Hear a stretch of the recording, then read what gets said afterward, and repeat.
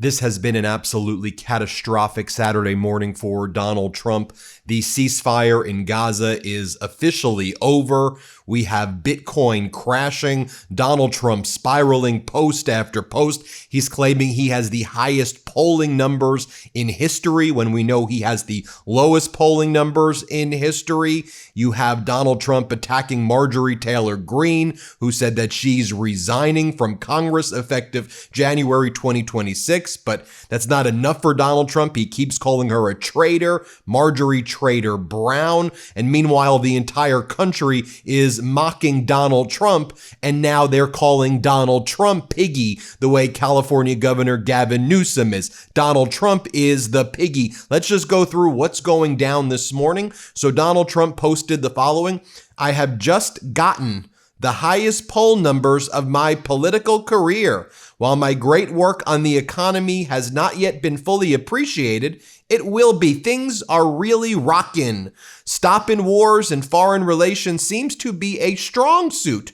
Also great, the border and stopping crime. I predict the economy with the already highest stock market ever and prices coming sharply down from the Biden disaster will soon be at the top of the list. Make America great again. Now, he's posting that when his poll numbers are at record lows, not just for him, any president in modern history. While the ceasefire in Gaza is over, Israel has been striking Gaza, killing many Palestinians there, and Hamas just responded saying that the ceasefire is done, it's over. This as prices are surging before Thanksgiving. This, as I mentioned, there is a Bitcoin and crypto crash taking place right now when Donald Trump wanted to call himself the Bitcoin and crypto president. Donald Trump then posts the following: Marjorie Traitor Brown, because of plummeting poll numbers and not wanting to face a primary challenger with a strong Trump endorsement where she would have no chance of winning,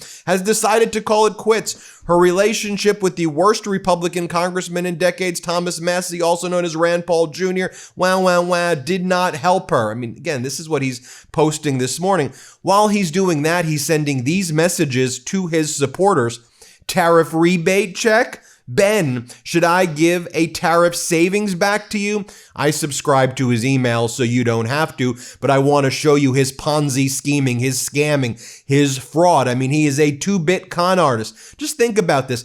As his supporters, like all Americans, are suffering right now, unless you're a billionaire, he's sending emails like this with photos of himself holding $100 bills and saying, this is the only tariff rebate email authorized by President Trump. Ben, would you accept a tariff rebate check signed by Trump? And while people are suffering right now, like if you need money right now, maybe you click that link, but guess what it does when you click the link?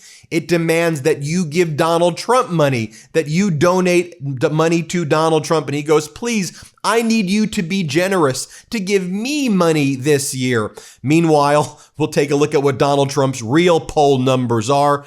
This is how they described it on CNN, where they did a summary of the Marquette, Fox, Marist, Ipsos, and AP poll. Here, play this clip. Say this is probably the worst 10-day period for the president in the polls his entire second term. The numbers are just atrocious. What are we talking about here in terms of net approval rating? Well, take a look. These are all November polls. The best one of the group puts him at 14 points underwater. That's the Marquette University Law School poll, tied for the worst he's ever had in that poll. Fox, 17 points underwater. Marist, 17 points underwater. The Reuters Ipsos poll, 22 points underwater. And then taking the cake, the AP North poll, 26 points underwater. When your best poll has you still 14 points underwater, you know it's truly bad, and it's as bad as 26 points underwater. We're talking about an average well underwater with the deep blue sea, swimming with the fishes. And meanwhile, on state regime media known as Fox, they're still out there telling people, look, it's probably best that you don't do any other proteins this Thanksgiving because eating other proteins will just simply be too expensive for you. Here, play this clip. Now remember, if you do want to do another protein like beef, the price is still up. It's about, I believe, 5 times the price that it was last year. So just keep that in mind. Maybe you're hitting the grocery store this weekend. Turkey is probably your best bet. Just stick to the one. I'll send it back to you guys. You know what I'm going to say? Tofurkey. There we go, Kelly. Also, last night, Donald Trump made a post attacking the Somali community in Minnesota. He goes, I'm targeting the Somali community in Minnesota because everybody knows that the Somalis in Minnesota commit fraud. I mean, look at the message that he posts, and he discriminates against the Somali community. And he goes, I'm specifically revoking the temporary protected status of Somalis in Minnesota. It's like, why would you be so freaking racist and discriminatory? There's 705 Somalis on temporary protected status in Minnesota, and that status expires next year, and you want to take away their temporary protected status now? How horrific. Meanwhile, take a look at what the front page covers of the New York press state. This is the front page cover of the New York Post, and you can see the Daily News as well. The Post says, I love you, Mamdani. Trump bulldozes socialist Zoran with kindness in Freaky Friday Oval Office Summit. So after New York Post and all the state regime right-wing media was saying, Donald Trump showdown, he's going to show Mamdani. Donald Trump was there like fawning over Mamdani, like Trump saw like his favorite celebrity ever. That's the way Donald Trump was treating Mamdani. Again, as I mentioned at the outset, you take a look right now at the Bitcoin market. Over the past 6 months, Bitcoin has crashed nearly 25%. At some points on Friday, that number was closer to 30% because it dipped right around $80,000. Right now, Bitcoin's at $84,746.60, a 24 to 25% drop in the past 6 months. So yes, to use the terminology crash is certainly not hyperbolic at all when I'm talking about this. Now, turning to the issue of the ceasefire in Gaza, which you know from the outset, the way we've been reporting that here on the MeidasTouch network accurately, I said this was never a peace deal between Israel and Hamas, that Donald Trump wanted to act like he did this historic peace deal. I said, first off, Hamas and Israel never signed the agreement. I said Hamas never agreed to disarm. Netanyahu never agreed to a two-state solution. And so I said, how is this even a ceasefire? And there was still Israeli bombing in Gaza, killing innocent Palestinians and killing Palestinians. So I'm like, where am I missing? This isn't a ceasefire. Why is America corporate media describing it this way? Well, Israel has launched new strikes in Gaza after reported attacks against IDF troops, according to Israel and according to the reporting on the ground.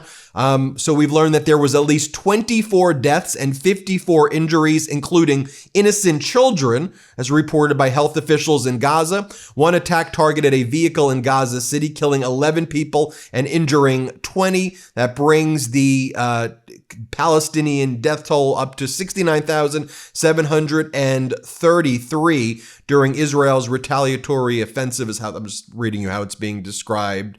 Here you call it mass slaughter, call it genocide. It is horrific what is taking place. Absolutely horrific. And, as I've said before, I think that Netanyahu needs to absolutely go. This is despicable. But this needs to be reported that this is not at all a ceasefire, then this is, if anything, just yet another Donald Trump fraud. But it's, by the way, why I get my news from ground news, because this stuff is being completely underreported. I have to stay up to date on the news all the time in order to do this podcast. So my biggest go-to source is Ground News. This is a subscriber-funded app and news site, and every day they pull in thousands of articles from around the world and organize them by story, and then show you what the right is reporting, what the center is reporting, what the left is reporting. It's a game changer because as an active, responsible citizen, we must get our news from reliable sources, and Trump's America, being informed about the facts and media bias is the most important thing you can do. But that's why we love Ground News. For every article, they also tell you, did a media conglomerate put this out, or was it independent media? And they also list the degree of factuality, which is interesting, as there's a lot of news sources from media conglomerates that have mixed or low factuality. Independent media seems to have a higher factuality, but you get all of that with your Ground News Vantage subscription. I especially like their blind spot feed, which highlights stories that are disproportionately covered by one side of the political spectrum, spectrum,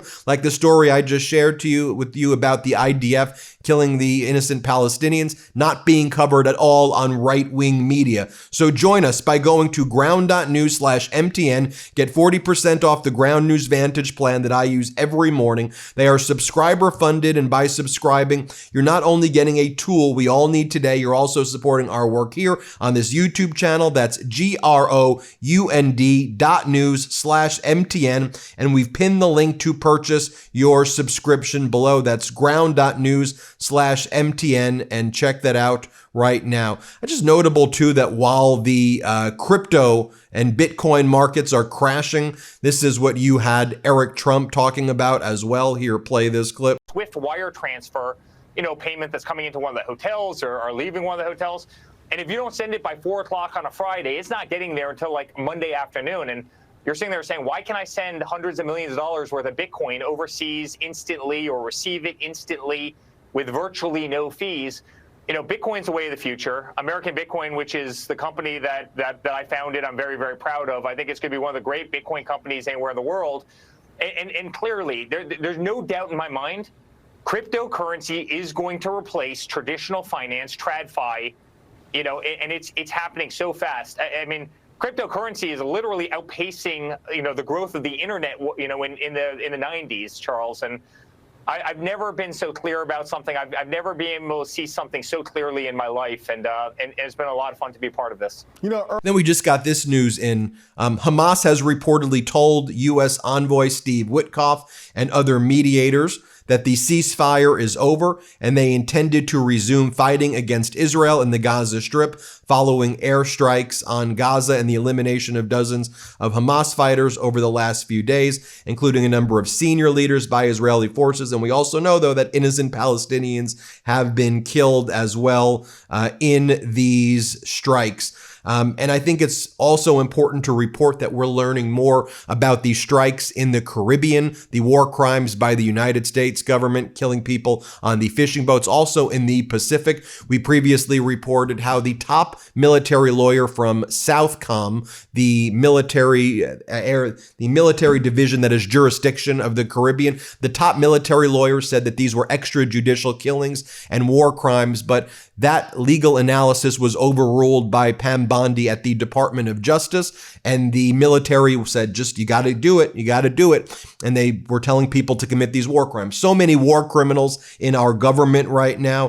From this Washington Post article, the White House blew past legal concerns in deadly strikes on drug boats. The Trump administration sidestepped skeptical lawyers across national security agencies as it pursued a military campaign against alleged narco traffickers. There's just so much nervousness in the office, said a second former official. The mood is we don't even know if what we're doing is legal. Well, let me be very clear. It's illegal. It's war crimes. And anybody in the chain of command committing these war crimes will be held accountable and will be put on war tribunals in the future. It is why it is your legal obligation to avoid unlawful orders. You're held to that responsibility in the military. You can't execute an unlawful order. Okay? That's the state of the law. It's not a controversial topic, as we saw in the Nuremberg trials, right? That's the news for this morning. Everybody hit subscribe. Let's get to 6 million subscribers, and thank you so much for watching. New Midas merch drop. Check out the latest pro-democracy sticker packs, t-shirts, hats, sweatshirts, and more. All at store.MeidasTouch.com.